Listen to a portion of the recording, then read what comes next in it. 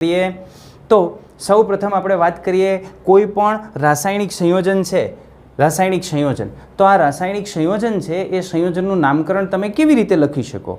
માનો કે રાસાયણિક પ્રક્રિયા કરી અને રાસાયણિક પ્રક્રિયા કરીને આપણે એક સંયોજન ઉત્પન્ન કરેલું છે, તો આ જે સંયોજન છે એ સંયોજનનું આપણે નામ લખવું હોય તો સંયોજનનું નામકરણ આપણે કેવી રીતે કરી શકીએ? એટલે અહીં આપણે જે છે એ ચર્ચા આની કરવી છે કે આનું રાસાયણિક સૂત્ર કેવી રીતે લખી શકાય. તો સૌપ્રથમ આપણે વાત કરીએ, આવું જે રાસાયણિક સૂત્ર છે એને આપણે કહીએ છીએ અણુસૂત્ર. શા માટે અણુસૂત્ર? તો એ એક અણુનું સૂત્ર છે, આખા સંયોજનનું નહીં, એક અણુનું સૂત્ર છે. તો આ એક અણુનું સૂત્ર છે કે જે રાસાયણિક પ્રક્રિયાથી ઉત્પન્ન થયેલું એક સંયોજન છે, એમાંના એક અણુનું સૂત્ર આપણે લઈએ છીએ. તો આ અણુસૂત્ર શું દર્શાવે? તો આ અણુસૂત્ર અણુમાં રહેલા દરેકે દરેક જે પરમાણુ છે, અણુની અંદર રહેલા દરેકે દરેક પરમાણુ એનું ચોક્કસ પ્રમાણ દર્શાવે છે. તો આવું જે સૂત્ર કે જે અણુની અંદર રહેલા દરેકે દરેક પરમાણુનું ચોક્કસ પ્રમાણ દર્શાવતું હોય એને આપણે કહીએ છીએ અણુસૂત્ર. દાખલા તરીકે હું વાત કરું પાણીની, તો પાણીનું અણુસૂત્ર આપણે લખીએ છીએ H2O. તો આ H2O એટલે એક રાસાયણિક સંયોજન કે જે હાઇડ્રોજન અને ઓક્સિજનના દહનથી ઉત્પન્ન થાય છે એનું સૂત્ર છે.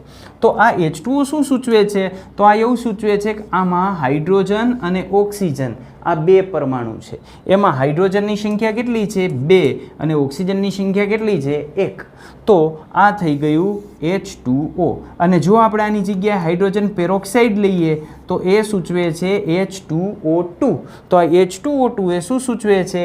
કે આ એવું સૂચવે છે કે 2 હાઇડ્રોજન છે અને એની સામે 2 ઓક્સિજન રહેલા છે. તો અણુસૂત્ર એટલે શું? તો અણુસૂત્ર એટલે અણુની અંદર રહેલા દરેક પરમાણુનું ચોક્કસ પ્રમાણ દર્શાવતું સૂત્ર. ઓકે, આવા અણુસૂત્રોની આજે આપણે વાત કરવાની છે. મૂળ રસાયણ વિજ્ઞાનની અંદર આપણે જોઈએ તો 2 પ્રકારના સંયોજનો આપણને જોવા મળશે. એમાં એક સંયોજન છે આયનીય સંયોજન અને બીજું આપણને જે જોવા મળે છે એ સહસંયોજક સંયોજન જોવા મળે છે. આયનીય સંયોજનની વાત કરીએ તો આયનીય સંયોજન કોને કહેવાય? તો સામાન્ય રીતે આ જે આયનીય સંયોજન છે એ આયનીય સંયોજન ઇલેક્ટ્રોનની આપલે દ્વારા ઉત્પન્ન થતા હોય. ઇલેક્ટ્રોનની આપલે, એક આયન હશે ઇલેક્ટ્રોન આપશે અને બીજો આયન ઇલેક્ટ્રોન સ્વીકારશે. તો આવી રીતે જે ઇલેક્ટ્રોનની આપલે થઈ છે એનાથી જે સંયોજન બને છે એ સંયોજનને આપણે આયનીય સંયોજન કહીએ છીએ. અને બીજો પ્રકાર છે સહસંયોજક સંયોજન. આ સહસંયોજક સંયોજન ઇલેક્ટ્રોનની ભાગીદારી દ્વારા બને. ઇલેક્ટ્રોનની ભાગીદારી થાય અને ઇલેક્ટ્રોનની ભાગીદારી દ્વારા જે સંયોજન બને એને આપણે સહસંયોજક સંયોજન કહીએ છીએ. દાખલા તરીકે આયનીય સંયોજનની આપણે વાત કરીએ તો આયનીય સંયોજનના ઉદાહરણની અંદર આપણે લઈએ આ આયનીય સંયોજનનું ઉદાહરણ. તો NaCl છે એ આયનીય સંયોજન છે. તો આ NaCl કેવી રીતે બને છે? આપણે એની વાત કરીએ. NaCl કેવી રીતે ઉત્પન્ન થાય? તો NaClમાં એક Na છે, સોડિયમ છે, અને એક ક્લોરિન છે. સોડિયમની ઇલેક્ટ્રોન રચના આપણે જોઈએ તો 2, 8 અને 1 થાય ધોરણ 9 મુજબ. આની ઇલેક્ટ્રોન રચના આપણે જોઈએ તો 2, 8 અને 7 થાય. હવે આપણે જાણીએ છીએ કે આખા આધુનિક આવર્ત કોષ્ટકમાં સૌથી સ્થાયીમાં સ્થાયી કોઈ પરમાણુ હોય તો એ છે નિષ્ક્રિય વાયુ. નિષ્ક્રિય વાયુ પોતાની ઇલેક્ટ્રોન રચનાને લઈને સ્થાયી છે. તો આ સોડિયમ નિષ્ક્રિય વાયુ જેવી ઇલેક્ટ્રોન રચના પ્રાપ્ત કરવા માટે એની સંયોજકતા કક્ષાનો એક ઇલેક્ટ્રોન ગુમાવશે. જો સંયોજકતા કક્ષાનો એક ઇલેક્ટ્રોન ગુમાવે તો એના ઉપર ચાર્જ આવે +1. તો +1 ચાર્જ થશે અને એક ઇલેક્ટ્રોન છૂટો પડશે. હવે આની ઇલેક્ટ્રોન રચના નિષ્ક્રિય વાયુ નિયોન જેવી થઈ ગઈ. એવી જ રીતે આ ક્લોરિન નિષ્ક્રિય વાયુ આર્ગોન જેવી ઇલેક્ટ્રોન રચના પ્રાપ્ત કરવા માટે એક ઇલેક્ટ્રોન સ્વીકારશે. એક ઇલેક્ટ્રોન સ્વીકારે તો બને Cl-. જેટલા ઇલેક્ટ્રોન મુક્ત કરે એટલો એના ઉપર પ્લસ ચાર્જ આવે અને જેટલા ઇલેક્ટ્રોન સ્વીકારે એટલો એના ઉપર માઇનસ ચાર્જ આવે.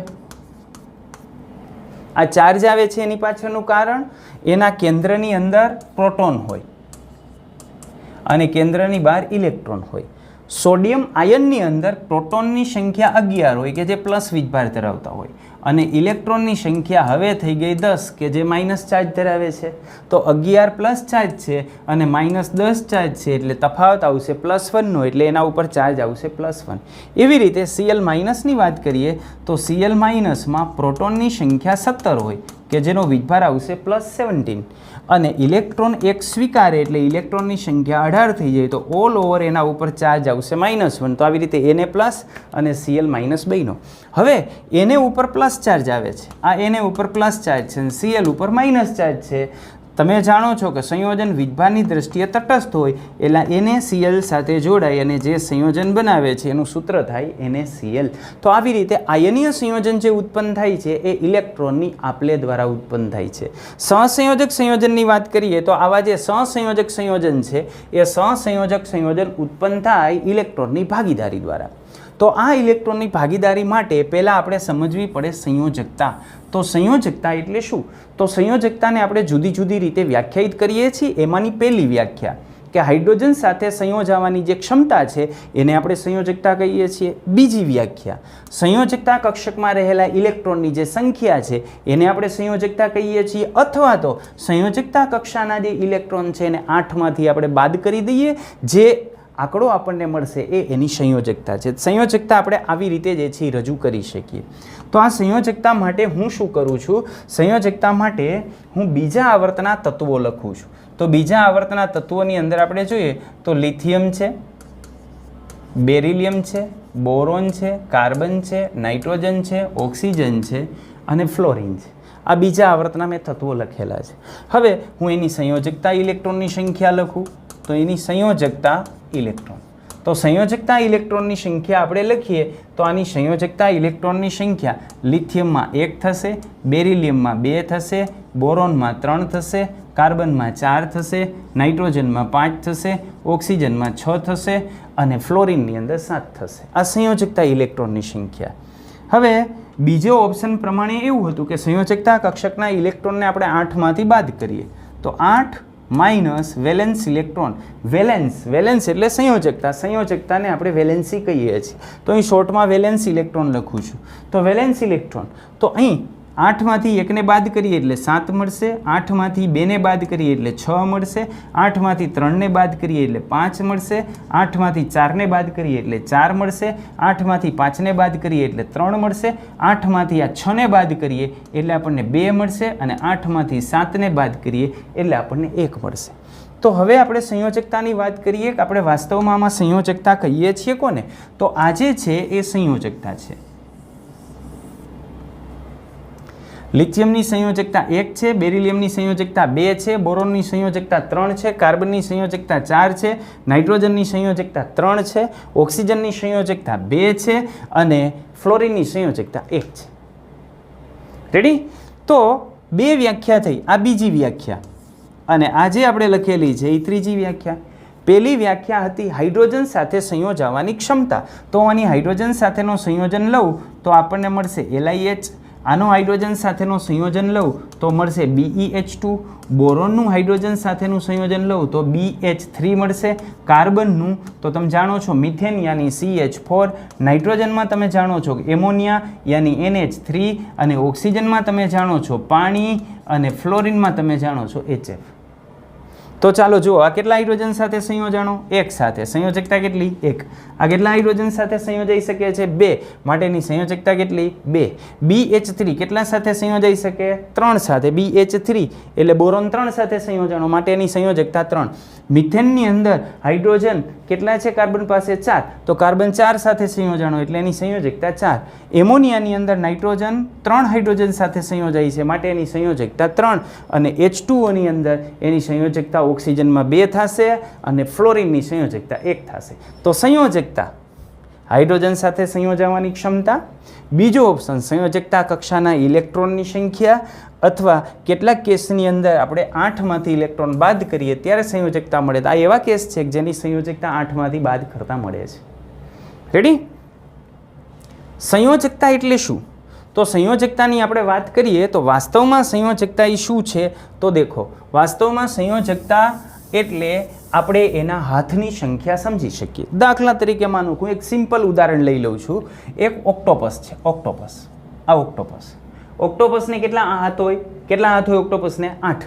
તો આ ઓક્ટોપસને 8 હાથ છે. એક છે, આ 1 હાથ, આ બીજો, આ ત્રીજો, આ ચોથો, આ પાંચમો, આ છઠ્ઠો, આ સાતમો અને 8મો.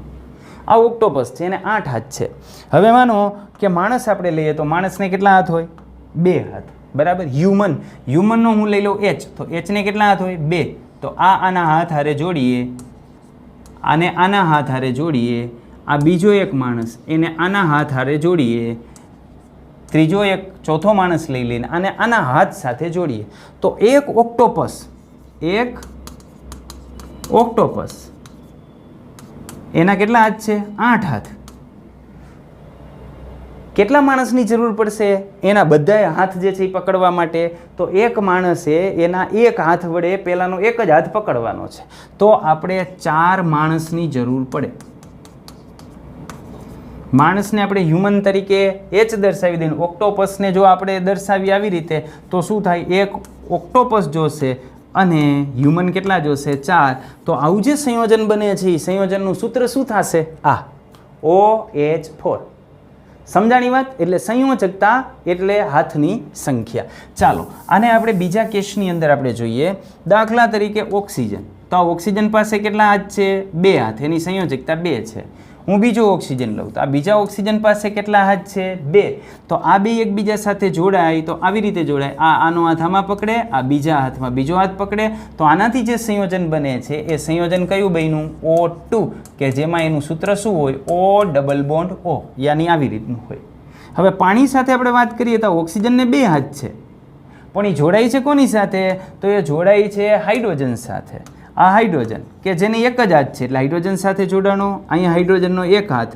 તો ઓક્સિજનના બંને હાથ કવર કરવા માટે કેટલા હાઇડ્રોજનની જરૂર પડશે? એક હાઇડ્રોજનની. કેમ? તો કે આ હાઇડ્રોજનને એક હાથ હોય છે, યાની એક હાઇડ્રોજનની સંયોજકતા છે એટલા માટે.